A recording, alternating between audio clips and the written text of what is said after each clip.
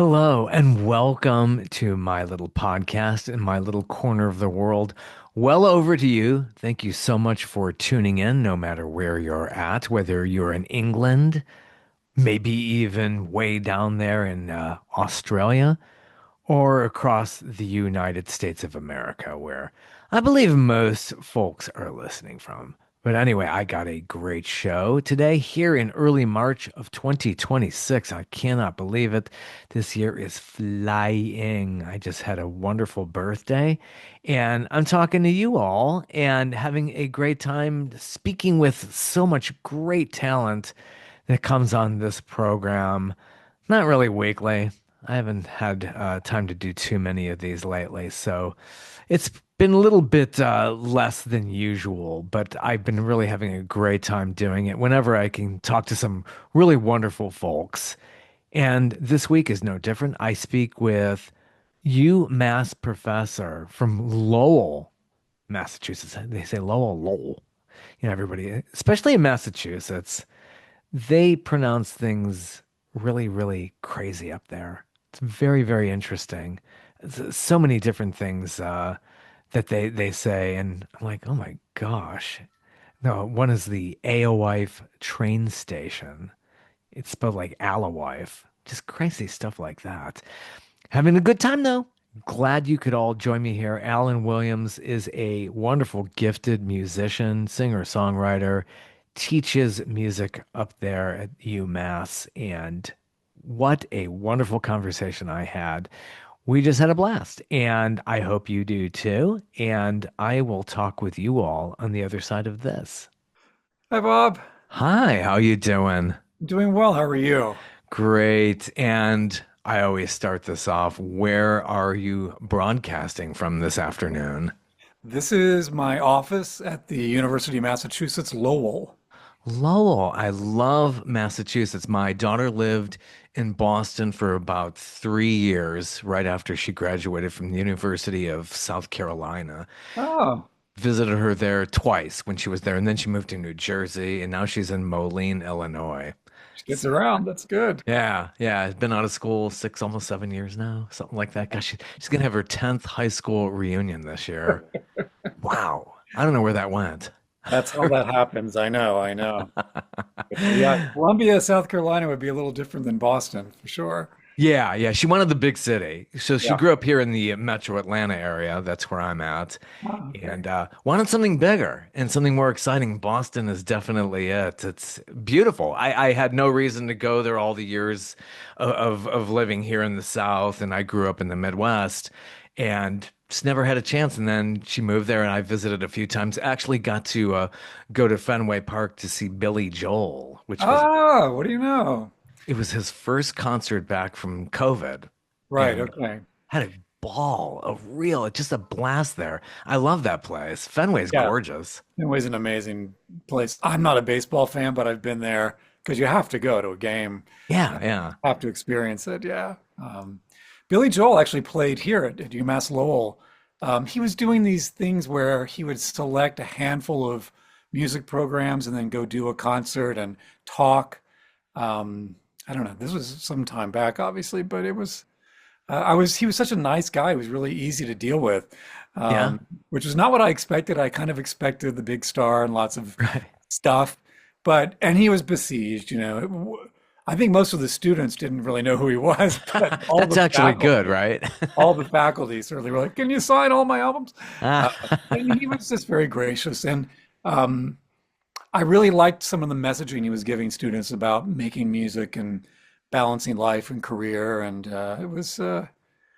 he brought students to come up and play and do all sorts of nice neat. things. Right? It was a good experience. That's really cool. And I know he did these master classes back in the early 2000s and probably the late 90s as well. Yeah. And, that's really cool. And somebody who's just like, that's the pinnacle of success in the music business is where he got. And for him to go and give advice and do those kind of things is just really, it's inspiring to see that. It's very nice to see that. Absolutely, because they don't need to do that. There's nothing to Yeah. promote. There's nothing they get out of it other than I think, as you know, in a small way, I can relate. Like, I get energy from being around college students all the time, and I can imagine just connecting with humans that are not so distant. Like if he's playing a stadium or even a ballpark, he's not really interacting. Yeah. And getting to a much smaller places, that's probably a nice thing. Yeah. Fenway's got pretty good acoustics. I did a what they call a package, a feature on his lead guitarist, and I went backstage to interview him. And I saw Billy there. I didn't want to bother him, but he was back there going over the set list with his manager. But it was really, really fascinating to see that. But like acoustics wise, those kind of stadiums are just not that wonderful. It doesn't really carry that. It depends where you're sitting too, as well. But Fenway is just such a nice little, It's more true. of like a venue that's more conducive to it. Right. It's almost like your neighborhood ballpark at this Yeah, point. But yeah. it is. It is. And they don't have too many of that these days. Wrigley and Fenway, it's like we don't keep tradition very well here in the US. No, we don't. But anyway. Absolutely not. So you're a professor. How long have you been doing this teaching and being at UMass? I have been teaching at UMass a little over 30 years, which is staggering. And I fell into it as a lot of, I think, music related teaching. We're musicians and someone says, "Hey, do you want to come help out with a course or something?" And that seems like, wow, you mean like a regular paycheck for a couple of months? I will do it. But I really fell in love with the classroom with teaching. So for a few years, I balanced trying to make music, and I was doing more like recording engineering work for other people with teaching here. And then eventually got a full-time position, and that's when it became clear that yes, you get summers off, but you really have to commit to a bunch of things that I gradually understood what that meant. So. Sure, sure. And you were considered a label artist before you did all this? Well, I've been to many label offices. Is that the same? Um, And our guys, all yeah, that. exactly. There was a band I was in after graduating from college, and we ended up signed to Island at Yeah. a weird inflection point for them. We began working with Denny Cordell, who was a bit of a music legend from the way back. He had retired from music and then decided to get back in the early 90s. And for some reason, he liked our band. So, but he didn't like our rhythm section, Yeah, which is go okay figure. because our rhythm section was actually kind of like our friends who weren't in the band, but they would help us out. So we did this crazy set of recordings with Steve Riley and the Mamu Playboys in Crowley, Louisiana. And then we did get to spend a weekend in Muscle Shoals with the Muscle Shoals rhythm section, Oh, which is that's awesome. high Yeah, point in my life. legendary. Yeah. But then before we could even really do anything with the recordings, Chris Blackwell sold the label to Polygram, and they gutted everybody who wasn't last name Marley or U2. Yeah. And so that was it, sort of a flirtation with the big leagues. But um, yeah, I wouldn't. I would say I've seen the offices, you know. That's close enough, really, Yeah. to be near such legends as well, and to be in that kind of a environment, and that brings a lot to the classroom, and I'm sure you bring that to students. Exactly. I teach a history of rock course. I'm teaching it starting tomorrow. And, at some point, we'll just be showing some video clip of Aretha Franklin in the studio going, "Oh, wow, it's Jimmy. It's all these people. It's Roger. I know these people. Know them in that I've worked with them for a few days, but still, we were on a first name basis, though, they've passed and would never remember me anyway. But, Yeah. you know, You cross a lot of paths in the business too, so it's kind of interesting how people, they could remember certain people, but others not. I took a history of rock and roll class. This is in the mid 80s when I was at Ohio University. mhm, And that was considered at that time like, oh, this is really renegade. And what are you taking a blow off class like this? But it was right. like so much information. It was really cool, and I really loved it. Yeah, Yeah. that's really true. I think, I mean, I will put the word out tomorrow that, hi, I know many of you are thinking this will be a really easy a class to just sleepwalk through. It'll be fun, whatever. No, I really want you to know it's a very serious upper level course. It's a lot of places that do rock histories do big giant lecture halls full. because just from a numbers point of view, you can pack them in. But I do it as a small, sort of almost like a graduate seminar, and we just talk about the things that we've listened to and read and such. So um, once I give them the lay of the land, I usually have a few people that decide to pass and go find something that is in fact an easy class. I don't know. Yeah, yeah, word gets out there. But Word if gets you're out. really into it, which I was, and then I think part of like the midterm or final, we went to see Stevie Ray Vaughan and kind of Oh, review that and just like deconstruct that. It was just I was so grateful that we had that opportunity just right. to see him working like that. And yeah, I mean, you could really go through and just look at lyrics and how do lyrics come together. It's just to me, it's so fascinating. They're all musicians, magicians to me. Yeah. Like Bernie Taupin's a magician to me. I mean, like, how do you write these? Where do you come up with these lines? How do you do this? And going back to all these people. For sure. Bernie is not one of my favorite lyricists, partly because I think, in a way, the quality you're alluding to. Um, you're just wondering, going, who has the audacity to think that's a lyric? Yeah, yeah, yeah. Yeah, I know he has, he's received a lot of criticism over the years. There were people who picked apart those lyrics, especially the stuff from Madman Across the Water. And it's like, Yeah. wow, they're really tearing this thing apart. But it's interesting to read critics, Yeah, stuff like and that. we should make up our own minds. But Elton sees something in those words, Yeah. and when he sings them, they seem much more logical and, well, of course, that's exactly what one would say at that point in the song. Um, but when you just, for me, when I just look at the words, it doesn't make any sense at all. And when you talk about a magician quality, for me, the genius is Elton Yeah. understanding how that speaks to him as a piece of music, and then, and evidently works quite quickly. And it's, uh, I sort of reminded of the Get Back film and Ringo watching Paul at the piano. He's like, Yeah. I could watch him for days. And you're like, yes, when you see people just channeling something, it's fascinating. Yeah. Yeah, it really is. It is fascinating. The Get Back stuff is really just amazing how it all comes together. It's just like, and it's so incredible we have all of that. That's history. That's really Yes, amazing. yes. But yeah, with the stuff they come up with, and how do you come up with the melodies? I know you're at the keyboard, I know you're at the guitar, but like, and you know your notes and everything, but Yeah. how does, and I know a lot of them derive off of each other. You can go back to that. I'm sure you know all about, going back to the blues, and we wouldn't have even Elvis and Little Richard without the blue and things before them. So it's like it all builds on one another. It's true. On the other hand, there is something about, okay, many other people have sat down at the piano, but very few have coughed up "Let It Be." It's just like, okay, there are qualities that are just, I think, difficult to explain. Yeah, and it is difficult for them to explain it. It's like Paul And McCartney, he's so nonchalant about everything too. Dana Carvey's impression of him. I love that. It's like, oh yeah, I wrote yesterday. Blah, blah, blah, blah, blah. It's like, how do you do that? It's amazing. It's the right, perfect melody. and they don't know. If they knew, they would become self-conscious and get in their own way, which I think some musicians, I know I suffer from that, can get that way. So Yeah, and then it comes to your work. This is your third album out now, digital only, which yeah. is makes a lot of sense these days for sure. And how does your process come together? Do you work a lot like these artists, and does melody come to you, lyrics come to you, everything at once? Yeah, well, on a good day, yes, but those are very rare days, right?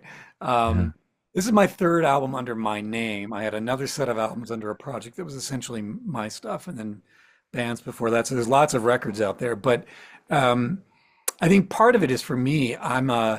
I was a trained piano player, pianist. That's what I was theoretically going to do all through my childhood, but um, I really got serious about playing guitar when I was supposed to be writing my dissertation, so it was an avoidance mechanism.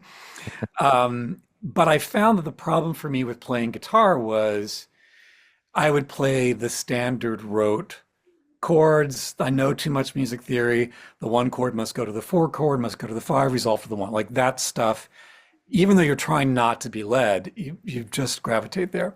So then I had read a little bit about Joni Mitchell's altered tunings. And so that's interesting. I wonder what that might be. And I just started playing with that and not knowing what the strings were actually. Now I didn't know what was going to happen under my fingers. So it became much more an act of discovery rather than kind of a constructive thing. And that was very liberating for me because not only, did it get me making some music, but it freed me from my own self-consciousness about rewriting the same song that everyone's always written. Thought, well, that sounds new to me. I'm going to go with it. And then you get enough courage, or I got enough courage to keep writing. So it's only in the last year or two, maybe, that I've grown more comfortable going back. Well, we can play. What's wrong with the same old chords? They're fine too. Does it hit you at certain moments like you're driving and like, oh, I got the perfect melody in my head. I got to get the old recorder out here and get this idea down. So that's yes, that does happen. There in the olden days, before I had a serious phone, I even had a pad of paper that I would, while driving, try to write the line that I heard, and I would write solfege syllables, which is like sort of the musical melodic language, just to remind myself what was that melody. Do re mi, do re. Okay, okay, got it, got it. And but then, of course, with the phone, it's a great thing. Many songs on the new record have their gestation points. I have all these little memos on my phone of me driving down the road going, I don't know, something like la la la la la da Yeah, da da yeah. da da, and then making a song out of it. Sometimes the words are there. Often, what appears to be problematically, words come quickly, and I don't understand why they are or what to do with them. And then you're faced with, do I throw them out and come up with a set of words that does make some sense that I feel like I can write a song about? There's a song on the new record called Before My Eyes, which that chorus came quickly, and there were a couple of lines in the song that came right at the very beginning, but I kept trying to rewrite a different song for a year. I think there's 15 or 20 different iterations of it, all trying very hard not to use what came originally until finally I thought, well, what's wrong? Let me just look at those dumb lines. Maybe there's a song there. Maybe I don't have to rewrite the history of the Yeah. world in 3 minutes. Maybe this is enough. And once I did that, the song came really quickly, and it was just a reminder. Sometimes honor the beginner's mind intention, I think. Some of the best stuff really has the dummy lyrics just left into the final cut. And it's just like, wow, I Well, can't even. yeah, every once in a while, the dummy lyric turns out to be pretty smart. Yeah, yeah. It's just like you don't see it for what I think, and I can imagine for McCartney and others, you don't see it for what it is because it came so quickly. I can't possibly have been brilliant. That's got to be a dummy, but maybe it is, in fact, the workable thing you needed to say. Yeah, right before my eyes. It's just I like how that just starts out very mellow and has that crescendo. It really picks up. It's just very inspirational to hear a track like that. And so Joni Mitchell is one of your inspirations. You got some Beatles inspiration there too. Jack Bruce is an interesting one Yeah, that I can hear Jack in here. Bruce. I guess, hard to imagine some guy who was once in the biggest band, one of the biggest bands That's going, it's incredible. being relatively overlooked and forgotten. I don't know if forgotten's probably too strong a word, but I feel like I came to Jack Bruce. I didn't even realize that he was Yeah. the guy in Cream. I came to him through this jazz record, Carla Bley's Escalator Over the Hill, which is this monstrous epic with everyone who ever did anything in 1971 seeming to show up. And he's on there singing and playing. And from that, I went to his solo records, and it's the solo records that really opened my ears. There's his approach to songwriting. He doesn't do these 20-minute prog rock suites. He doesn't do jazzy, jazz-inflected chording like a Steely Dan might get to, but it doesn't quite fit any norm. I don't know how you'd put a lot of Jacques Bruce songs just don't quite sit comfortably in any genre. So that was really appealing to me. And I think there's when I listen back to his stuff, I still feel like I'm ripping him off without knowing it. Yeah, do you feel that way? Like, because you have so many inspirations, it's like, do you go through and say, well, can we check this song against such and such?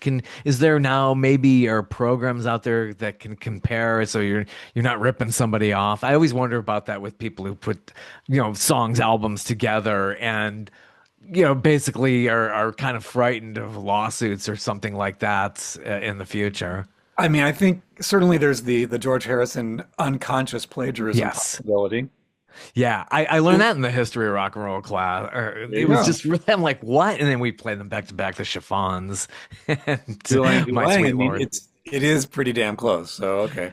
Yeah, Um, probably inspired by it and just subconsciously worked and it I in think there. exactly. So I think a lot of musicians, especially the older we get, the more we've likely heard. It's all in there, and I think it's inevitable that you will draw little fragments of stuff. Sometimes knowingly, sometimes it's a little homage, sometimes unconsciously. I think in the end, there's a lot of music that sounds like other music, but that isn't necessarily to take away from it or to do any harm to the most well-known version of that melody that somebody might have. I was in a class in grad school. They were talking about a musicologist who had done a lot of work on what he called tune families. And he was looking at all these Bach pieces and making down little fragments of phrases and showing how that shows up in so many other work following Bach, blah, blah, blah, blah, blah. And some undergrad in the class came in the next day and said, so by that measure, it looks like Johann Sebastian Bach also wrote all of Irish traditional music. And he went through and it's like, yeah, see, that's the thing. Those little Yeah. fragments, you're going to find them in all sorts of places. It's kind of hard to claim ownership in any place. Yeah, I would always be concerned about something like that. And it's funny because like I'll hear melodies in something like that and just like, wait a minute, it reminds me of this other song. And it's just like I start like humming the song that which could wind up being the lawsuit.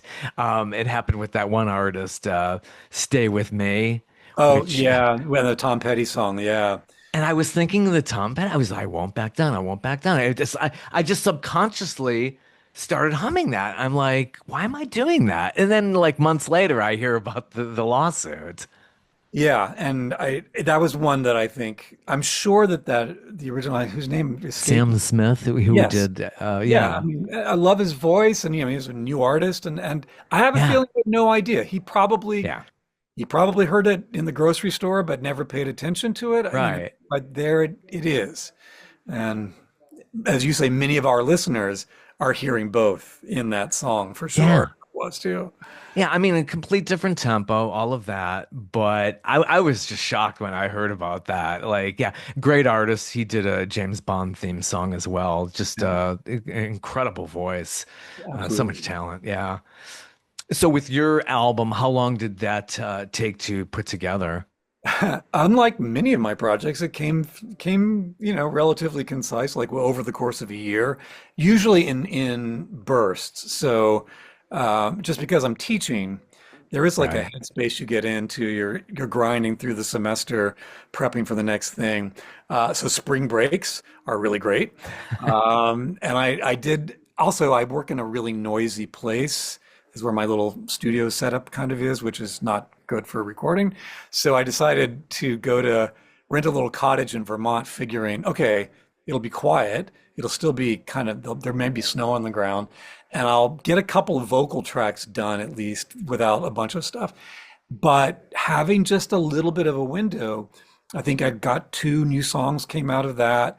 Sometimes the drumming on the album is my old friend Ben Whitman. We've been playing since we were roommates in college 40 odd years ago. Yeah. He's located in Toronto now, and he's got during COVID, he found out that he could set up his drum kit in his basement with a very nice set of mics, all the stuff one would need, and play to people's tracks. And people would send him files, and he would play and record them and send them back.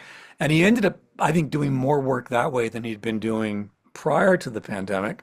So anyway, he's got a setup, and my prior album, we did that because we couldn't get any in COVID. We just couldn't travel, so we did file exchange. But I really missed being in the same room with him. So this time I was like, all right, Ben, I'm going to send you some stuff, and then I'm going to come to Toronto, and we'll just track it in an afternoon, which is sort of the idea. That's an incentive for me because often it's like, well, I've got two songs really ready for Ben, but two songs doesn't justify going to Toronto. Yeah. Um, Better cough up two more. Then I can justify it. And Yeah, it's yeah. weird how I think sometimes the deadline just forces the creative mind to do stuff. And so with this album, I think probably the bulk of the album was written in three different bursts of about a week apiece.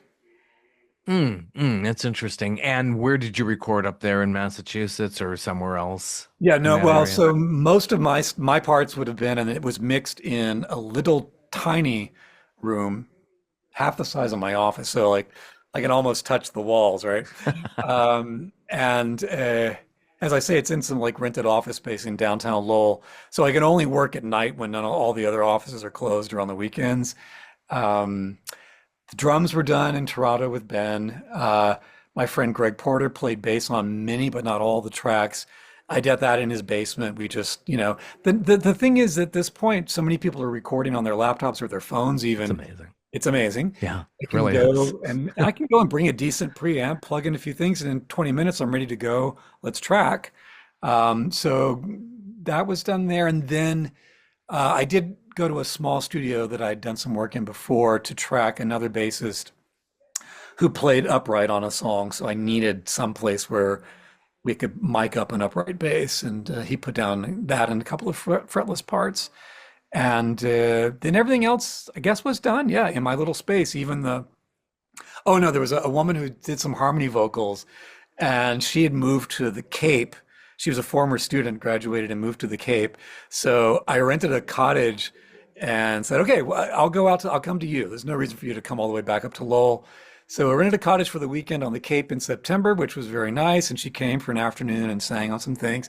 But it was an unheated cottage and it was dipping into the low 40s. So, Oh, I should know better. Anyway, it's nice to be, I guess, mobile is a way to do it in some ways. yeah, yeah, Everything yeah. feel, it makes everything feel a little less precious. Um, there can be the phenomenon of being in a proper, as I will say, studio and it being intimidating. You hear the clock ticking very loudly. Um, and so not being in those environments often is more conducive for me. Partly because you're like, don't stress about it. If it doesn't work, it doesn't really matter. It may not even be a song. I don't know. And I find that the less pressures externally we put on the music, the more creative it becomes. So I was over doing the tracking with Greg in his basement on bass, and just going through my computer was like, oh, we've got another 20 minutes right before dinner. So I don't know what else is in here. And I said, drop D in six. I have no idea what that is. I opened it up. I was like, oh yeah, there's this little thing. And he's like, I kind of like that. I was like, all right, well, let's play. And then he ended up writing these little interludes, just playing the bass, came up with what I stole as a melody. So it's our first co-write. I was like, oh, that's actually a melody. That's not just a noodly solo. Let's put some words to that. Let's make it part of the composition. So there's kind of a nice organic thing that can happen just because you're not taking any of it very seriously. And that's with Greg Porter, who Greg Porter. has worked with Amy Mann, who I saw with Till Tuesday open up for Hall and Oates Oh 40, man. 40 plus years ago. Yes, Yeah. exactly. Yeah, Greg, when we were in school, this would have been in Boston in the early 80s. Um, Till Tuesday still hadn't broken. They were a Yeah. rumor in town. The Young Snakes was her band before that. But Greg was fixated on Amy Mann. Like that was, I think he even had the rat tail, the whole nine yards. I And remember that. one night we were walking back through this neighborhood near the Fenway where we lived, and she got out of a car. I guess she was coming out of a tour or something, grabbed her bass and got out of the car and walked across the sidewalk right in front of us at like 2 in the morning into her apartment. And it was like, oh my God, that's Amy Mann. And then you think, yeah, and like 5 years later, he's on the road with her. It's Ah, isn't that kind of cool. crazy? I Yeah. know. That's amazing. So the title of this project, Floating on the Dreamline, where does that come from? It's a line of the opening track, which is called Somewhere There's a Train. Um, And in the song context of the song, it's sort of about this guy in a dead end job, dead end life, and he's fantasizing that there's a party that I'm never invited to, and it's on this train, and it doesn't stop for anybody, especially me. So the bridge of the song says, "Just climb on board. We're floating on the dream line." There's a woman who helps me do a lot of the sort of social media, trying to help market the records, and we had been trying to figure out what the name of the album was. And I said, yeah, she's like, are there themes? I said, actually, yeah, throughout the album, time seems to be almost in every song, but it's hard to come up with an album title Yeah. that isn't cliched to death regarding time. So at the last minute, I was like, that bridge is sounding good in the mix. I like that line. Really, wait a minute, that's a good line. That could be the album title. Yeah. So it is. Great people on this release as well. And again, you have another bassist on here too as Yeah, well. Mike Rivard, and he he played in a band that Ben Whitman unites us all. Ben's the Your drummer. drummer. Ben, Greg, and I were roommates in college, and we were in a band together all that time. Then I was in a band, the one that ended up in Muscle Shoals. Greg and Ben were the rhythm section off and on for that. Meanwhile, Ben is partnering with Mike in a folk duo who, for a time, were going by the name Jonathan and Jennifer. They renamed themselves The Story. And for a moment in the early 90s, they were poised for big things. They signed to Elektra, and Ben co-produced their albums. So Ben and Mike played on those records. And then Mike has just sort of become one of the mainstays in the Boston music scene. He can play anything, so he plays bass for the Boston Pops. He plays in, show pits that are going on. He played with, I think, Natalie Merchant. He's every once in a while I'll show a clip of somebody from the early 90s, on Saturday Night Live, and I go, oh, there's There. Mike Ward. I know those Right. people, sure enough. But we're all kind of the same age. We've been back and forth and around the bend and just sort of circling back. But it's the first time that Mike and I ever actually did any work together, though we used to hang out and trade underground tapes and stuff like that. But it was really nice to get to bring him in because I knew I wanted an upright bass, which Greg doesn't play. And I also wanted fretless, which Greg used to play, but he would never do it. And Mike's just a phenomenon. So Totally on that. Yeah, with Natalie Merchant. And when did Ben Whitman play with Sting? With a particular his tour or just on and off? it was when so Ben's wife Lila Bialy, she's a bit of a presence in Canada, which I know somewhat sounds like I'm big in Japan, but she is big in Canada. She's actually nominated for a Grammy this year, so we Cool. have big thumbs up and hoping for the best for them. Anyway, Lila was part of Sting's backup singing troupe for at least a tour or two. At that point, she and Ben were in New York. And I think when Sting was doing his musical that he had sort of taken the Soul Cages and made a plot line out of it, I don't think tickets were selling it so well. So he was doing these little pop-up shows all around Manhattan to drum up interest. And I think he just asked Lila, hey, do you know anybody that can sit in on drums really quick? And she's like, actually, yes, my husband Ah, he's sat in, he's subbed for Steve Gadd with Paul Simon. He's sat in with Sting on a handful of shows. He's sort of one of those kinds of drummers. He's played with Laurie Anderson. He toured with Erasure, so he can do electronic dance music. He toured with Don Byron. He can do groove jazz stuff. He's oh a wow. phenomenon. Yeah, Yeah, these guys have probably so many stories, I'm sure. they That do. documentary Hired Gun reminds me of that, all these people who had worked with the big names, and Right. it's been But they on don't tell time. their stories. Yeah. They won't. They really. It's really rare. They're. I mean, it's the right thing to do. I think it's sort of like the Secret Service. You Yeah. see things you're Right. just not supposed to ever talk about. Yeah, yeah. They got PR folks and people who guard the gate there, I'm sure, all these big names. Well, and you don't want to get the reputation for betraying secrets. Otherwise, you don't get the Right. next gig. So That's true. That's very true.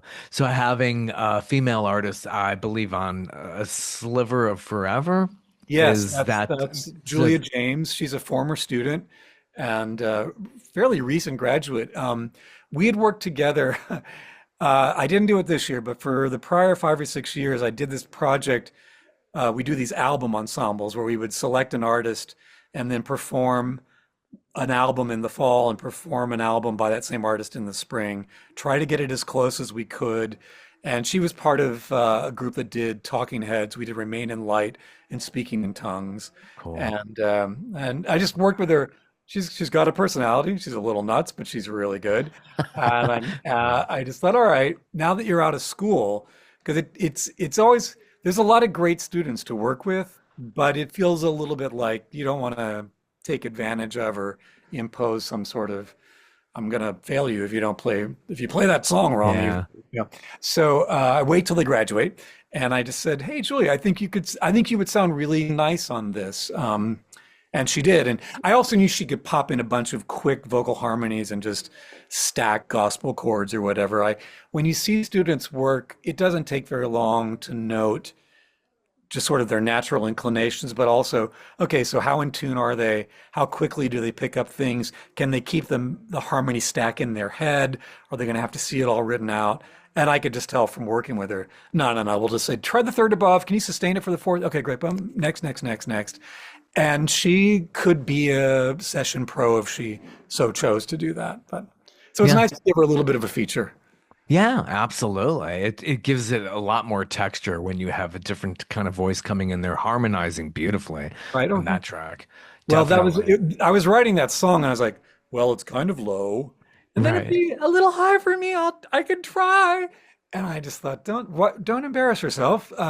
Get somebody who can actually sing it and make it a duet. And once I knew that I couldn't sing the chorus, as it were, I thought, oh, so structure it that way. Let it be a little bit of a conversational, not he said, she said, but just different perspectives, sort of a thing.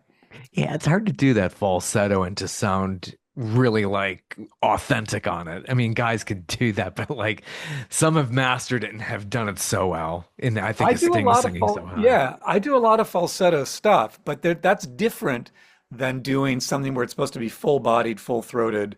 And I mean, if I do a falsetto, it's meant to kind of imply some sort of delicacy or vulnerability or something, but that's not quite what I wanted at that moment. And yeah, it made much more sense to bring in somebody who would sing it not from a vulnerable position per se. Yeah.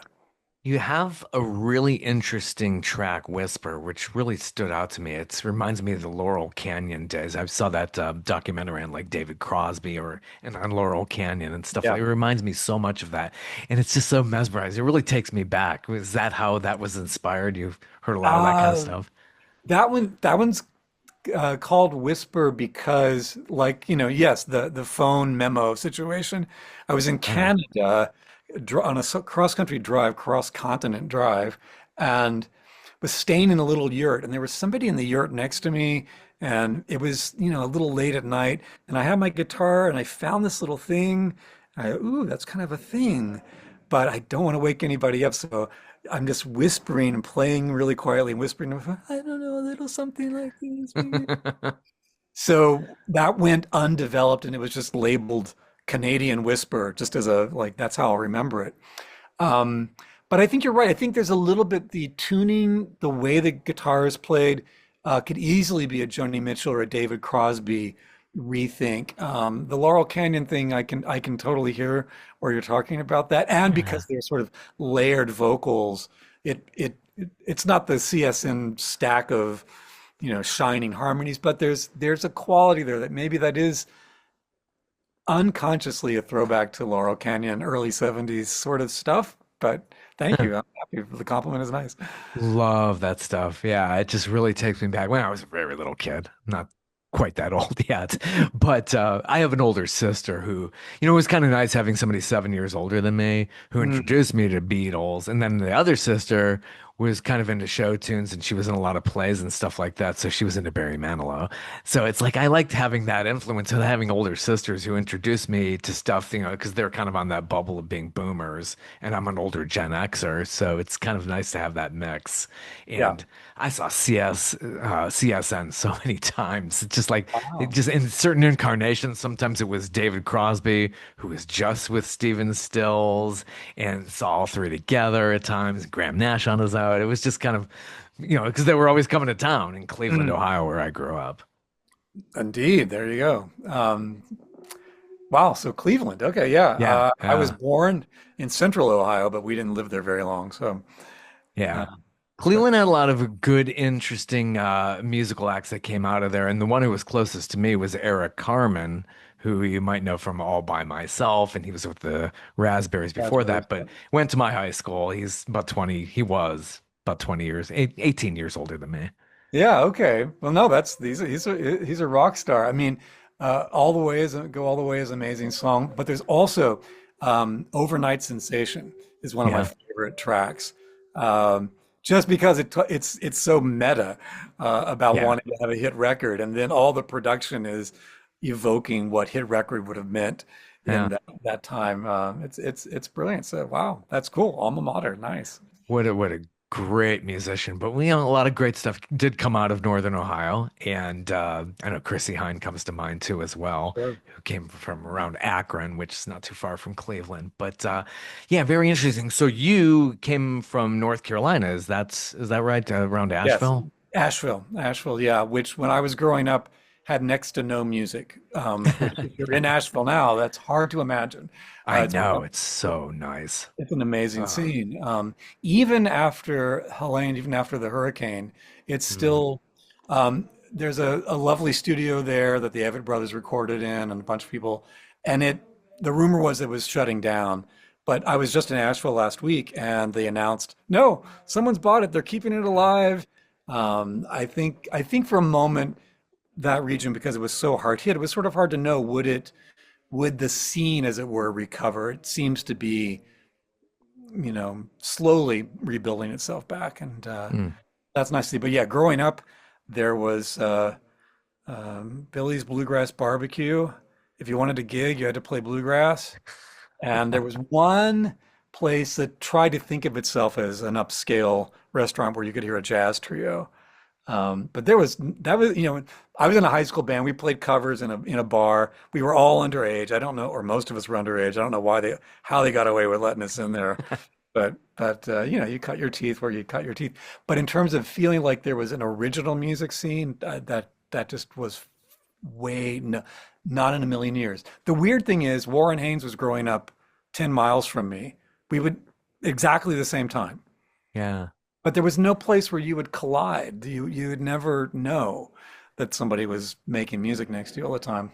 Uh, that's really, really changed. And it's interesting to see music scenes evolve because what's happened in Nashville, I think, probably became sort of was started as a singer-songwriter roots Americana thing, and it's still got a lot of that.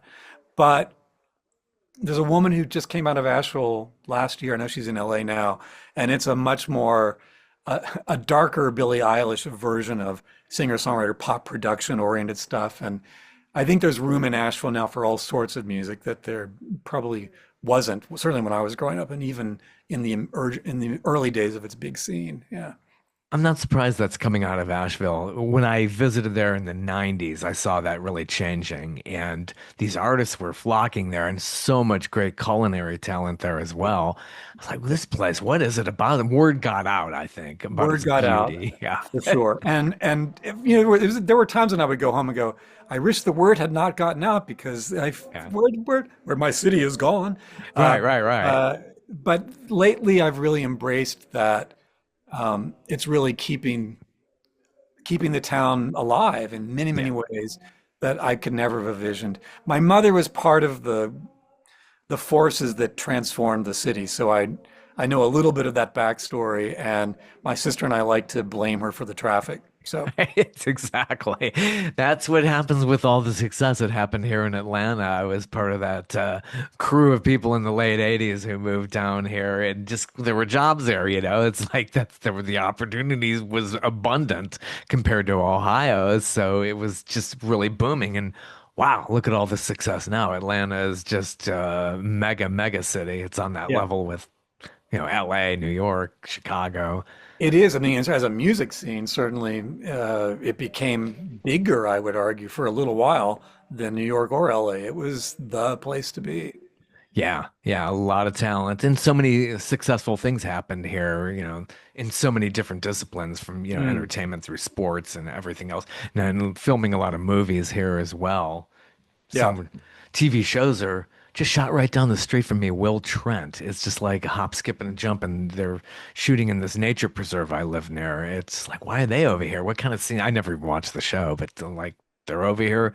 Things are constantly happening here. It's still an amazing place to be, but yeah, traffic, a nightmare as well. Yeah, that's Yeah. what comes with the territory. I love, I mean, there were, Asheville's had a lot of movies filmed there. And there's one.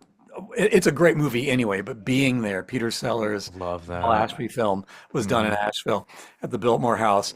But I love it because for one 5-second moment, there's an exterior shot of a limousine driving into the Biltmore House gates, and it passes the King of the Road hamburger joint where I used to go after high school and have, nasty, greasy fries and a milkshake or whatever. It's long gone. So it's preserved for me in just that little scene that some second unit guy did quickly. But there are films preserve places.